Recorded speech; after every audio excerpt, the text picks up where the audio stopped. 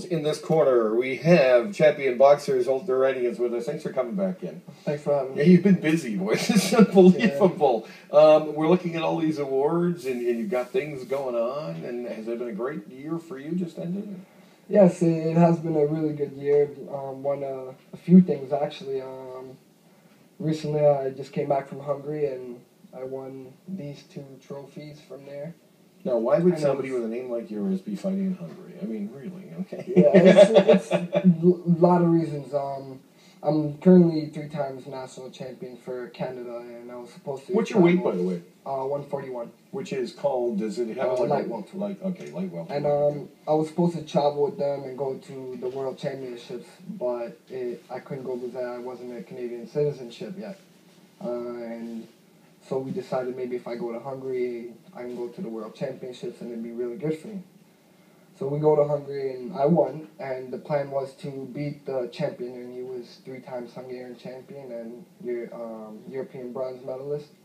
And I pretty much KO'd him in the second round, and that was the whole plan, because if I stop him, then he can't box for 3 months and they'll take me instead of him. You know? And it worked. I beat him, I stopped him, but there was another problem. I didn't know you had that kind of strategy. If I knock you out, you're not going to be around. Exactly. And that was the whole plan, but then I couldn't go for Hungary because they had some trouble with that country that the World Championships were in, and none of the Hungarians got to go. So one of the things, and I don't want you to prove it by hitting me, but I'm guessing your weight class, because I'm looking at the body type and all that, speed game. I mean, is it so much of the success you're going to be able to do? Is it going to be speed more than anything else?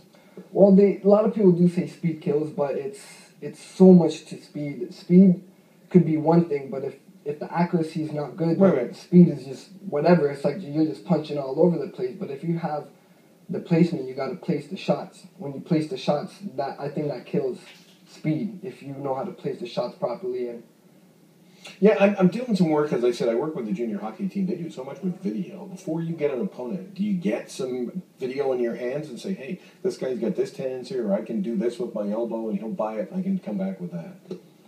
Sometimes. It depends. You can, in amateur level, not as much. Well, you get 3 rounds. How long does it take you to decide, I can do this? Yeah, it's the first round. It's, for me, everybody's different, but for me, the first round, I always see the guy. I see what he does, see if he drops his hands, see if I feint him and he'll drop his hands, or if he does something wrong, or he throws a jab and he drops his hands.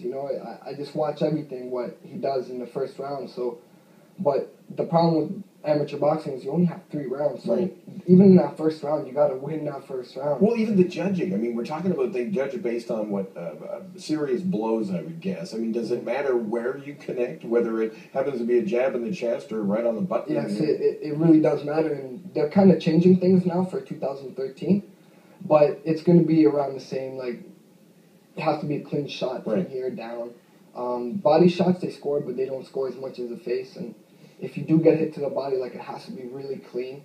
And same with the head. If they see your head popping back, everybody's hearing about MMA, Zsolt. They're talking about UFC and LMNOP and all this kind of stuff. I'm not a fan. I mean, I've always loved the sweet science sort of thing. What does a boxer say to these people who like watching legalized assault? I'm with you. I see the same thing. Like, when I watch UFC fighters, I guess there's a lot of skill in that too, like groundwork and all that. But just boxing, there's so much science. Like, it's not just about the technique of the punching. It's just you have to watch so carefully every single move they do. You have to watch, and you have to come back to it. You have to react to it.